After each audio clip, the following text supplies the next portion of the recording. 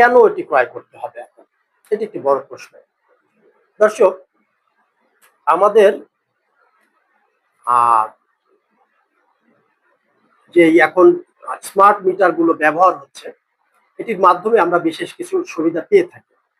যেমন এই মিটার গুলোতে আমরা অনেক তথ্য দেখতে পাই। আমাদের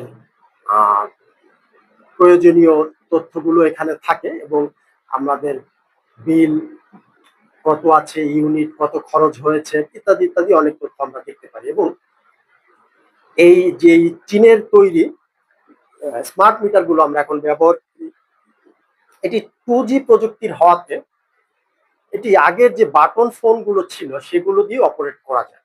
এটি একটি বিশেষ সুবিধা, যেহেতু বাংলাদেশের সকল স্থানেই ইন্টারনেট একই রকম না, এর জন্য এই প্রযুক্তির মিটার গুলো ব্যবহার করা হয়েছে।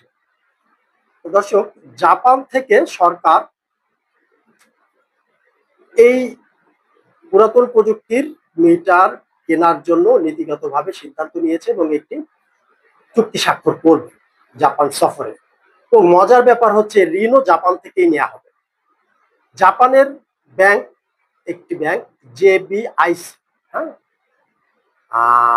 Japan bank for international cooperation, তো ওনারাই এই লোনটি দিবেন। কিন্তু কথা হচ্ছে, ওনারা যে ঋণটি দিবেন এটি কিন্তু সহজ শর্তে না, বেশ কঠিন শর্তে ওনারা